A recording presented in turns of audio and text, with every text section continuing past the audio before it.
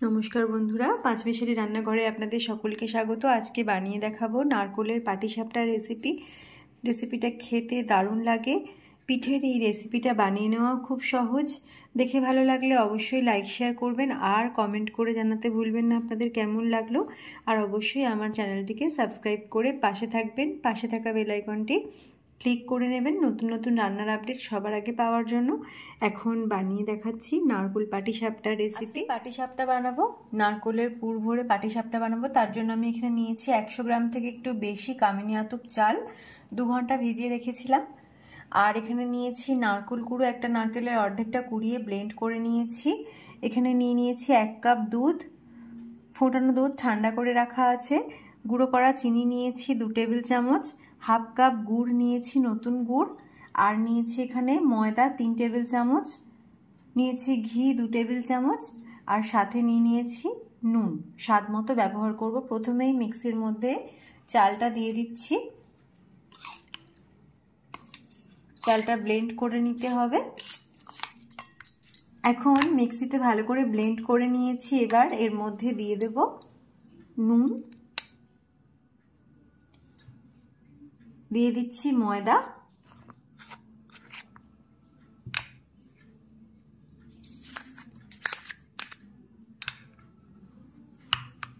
আর সাথে গুঁড়ো করা চিনিটাও দিয়ে দিলাম।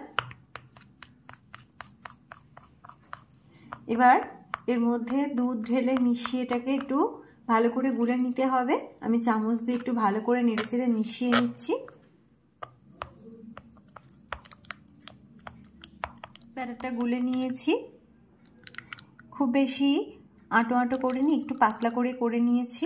এখন কড়াইয়ের মধ্যে নারকোলটাকে আঁচি মেরে নিতে হবে। তার জন্য এখানে দিয়ে দিচ্ছি নারকোল কুড়ো, আর সাথে গুড়টা মিশিয়ে নেব।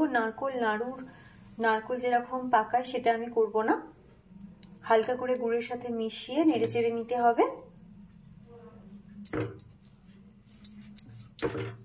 এইভাবে একটু নেড়েচেড়ে গুড়টাকে মিশিয়ে নিচ্ছি।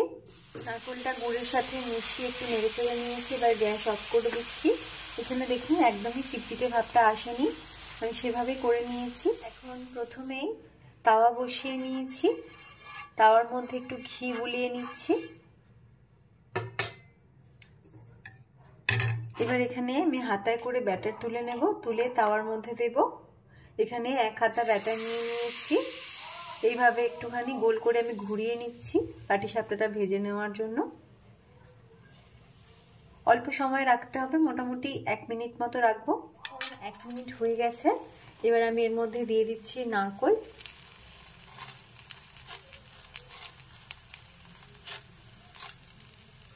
এবার পাটিসাপটাটা মুড়ে নিলেই একদম রেডি হয়ে যাবে। শীতের সময় এই পিঠে খেতে খুব ভালো লাগে। আমি এভাবে একটু ধরে ধরে মুড়ে নিচ্ছি।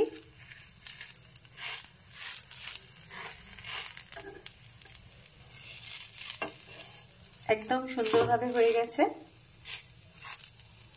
বাকি পাটিসাপটাগুলো আমি একইভাবে ভেজে নেব। আর প্রত্যেকবারই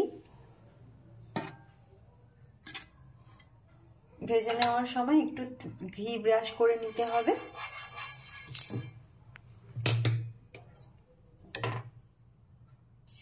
আর আমি এই হাতার মাপে 1 হাতা করে ব্যাটার দিয়ে পাটিসাপটাগুলো ভেজে নেব।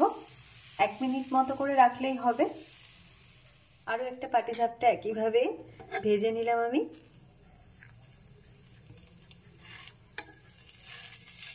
রেডি হয়ে গেছে।